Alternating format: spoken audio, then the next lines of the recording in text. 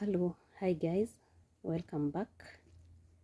Njeri Mboro, nimekuja tena nikishukuru wote walio sub, wenye wameshare, wenye wamelike, wenye wamecomment. God bless you so much. I'm humbled na nasikia nikiwa na furaha mingi. Maana hii channel yangu sio hati ni channel tu ya kawaida, but ni channel ya kushare mambo mingi, kutiana moyo, kujua neno la Mungu na kuishi kadri na venye Mungu anavyotaka tuishi.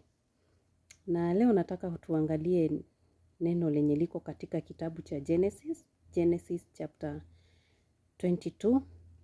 Ukisoma hiyo chapter yote ni kuhusu Abraham. Wakati Mungu alipomwambia Mungu aliambia Abraham amtolee sacrifice. Na sacrifice yenye Mungu alimwambia Abraham amtolee ilikuwa ni sacrifice mtoto wake Isaac. Na Abraham hakukata. Na Abraham venye Mungu alimuongelesha akamwambia amtolee dhabihu, akamtuma hadi kwa mlima yenye Mungu alimuagiza kwenda. Abraham asubuhi yake aliamka akatengeneza kuni, akatayarisha punda, akajitayarisha, yani venye tu mtu hujitayarisha kwa safari. Akijua ya kwamba ni Mungu amenena na lazima nitii sheria za Mungu. Kuna kitu moja Abraham alifanya. He was a wise man. So hangetaka kuhusisha mtu mwingine. So alijua hii ni siri yangu na Mungu, na venye Mungu amesema ndivyo nitafanya. So akatengeneza kila kitu, na asubuhi yake akachukua wafanyikazi wake wawili wenye walikuwa wanamfanyia kazi, wanamsaidia. Akawaambia nataka twende mahali fulani. Wakaenda. Walipofika mahali Abraham akafika, akaona ile mlima Mungu ameniambia naiona nikiwa kwa umbali. Akawaambia nyinyi kaeni hapa. Kaeni hapa, mimi na kijana twende tumtolee Mungu dhabihu, alafu tutawarudia tutakumaliza. Abraham kwa nini aliwaambia hivyo? Alijua hawa nikiendanisha na wao, waone nikitoa mtoto wangu sacrifice, watanikataza. Hiyo kitu inatufundisha ya kwamba kwa maisha yetu lazima kuna watu itafika mahali uambie nyinyi simameni, wacha kwanza nitimize lengo langu. Lazima ujiseparate na watu. Kuna at times inafika lazima ujiseparate na watu, ndivyo uweze kufaulu katika dreams zenye umepanga, ama dreams zenye uko nazo, ama kitu yenye unataka kuachieve in life. Lazima ujiseparate na watu mahali fulani, uende ukiwa wewe na Mungu na ndoto zako. Kitu ingine Abraham alijua, he was a wise man. Hakuambia bibi yake. Alijua angeambia bibi, na bibi angejua hii miaka yote after nimekaa for this long, alafu nimepewa mtoto nikiwa uzeeni, alafu huyu mwanaume aje kuniambia tutoe mtoto sacrifice. Bibi hangekubali. Angemwambia wewe zaa wako pia, enda umsacrifice. Angemuuliza kwani huyu Mungu ndiye anakaa aje? Atubariki tena aje kuitisha? Naye Abraham alijua hapana, huyu bibi naye sitamwambia. Hiyo ni kutuonyesha hata kuna mambo ingine unafaa unajiwekea kisiri, hata kama ni mtu wako wa karibu aje. Unajua ukimwambia hivi atapinga. Because Abraham alijua definitely akiambia bibi hatakubali. Wife yake hangekubali. Wamama na watoto, hata kama ni mimi singekubali. Ningemwambia hapana. Huyo Mungu kama hatakubali sacrifice ingine ya mtoto wangu sitatoa. So Abraham, he was a wise man. Hakumwambia bibi. Ile ingine Abraham alijua jinsi Mungu akimuita venye atarespond. Mungu alimuita Abraham, naye Abraham akajibu, naam, niko hapa. Wengine huwa tunaitwa na Mungu, unapuuza tu. Unapuuza tu. Unapuuza tu. Ama Mungu anakuambia nataka unifanyie kitu hii. Wewe unasema kwani hata nisipofanya atafanya nini? We must learn how to obey God's voice, to listen and to know how we will respond. How we will respond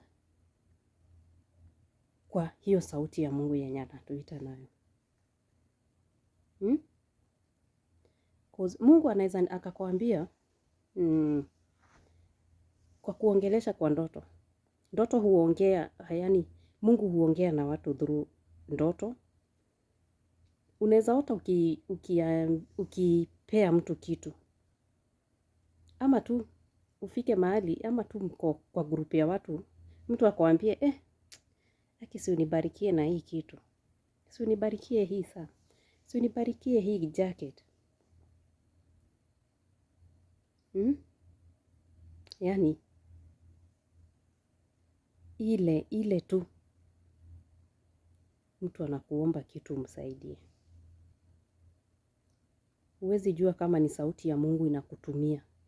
Inatumia huyo mtu umbariki na hiyo kitu. Naye Mungu akufungulie njia. After Abraham kufanya hivi vyote, akachukua mtoto wake, wakaenda naye. Saa zenye alikuwa anaenda kuinua kisu juu amdunge. Malaika wa Mungu akamwambia Abraham, usimdhuru mwanao. Because already aliona Abraham hakukata, aliobey. Hata kama ni yule mtoto wake wa kwanza, hakukata, aliobey tu. Na akasikiza sauti ya Mungu, akafuata venye Mungu alikuwa anamwambia. Finally, after we listen to the voice of God and do what God wants us to do, God provide. God aliprovidea Abraham. Akamwambia, ebu angalia pale. Ndio ule mwanakondoo pale. So, Abraham hakumuua mtoto wake, hakumsacrifice, but instead God provide a sacrifice for him. Mi najiulizanga kwa hiyo story. After Isaac ametolewa, cause Isaac wakipanda mlima alikuwa anauliza baba yake, tuna kuni, tuko na moto, na kondoo wa dhabihu wako wapi? Baba yake alimwambia God will provide. Sasa ile kitu najiulizanga kwa akili. Kama ni mimi ningekuwa hapo na mtoto wangu, after one nilikuwa nataka kumuua. Koza tu kuambiwa after hiyo Isaac kama aliuliza baba yake maswali. Lakini kama ni sisi saa hii mtoto wangu, na imagine ile maswali angekuwa naye. Tungekuwa tunazushana juu. Tunazushana tu kidogo, ananiambia hata unipendi, unakumbuka ulikuwa unataka kuniua, isipokuwa tu ni venye tu ulistuka ukaona kondoo mahali, usingaiona ungeniua. Kizazi cha kucomplain. Yaani tunaishi kwa kizazi chenye ni cha complaining saa zote. Ingekuwa ni saa hii huyo Abraham angekuwa na amani.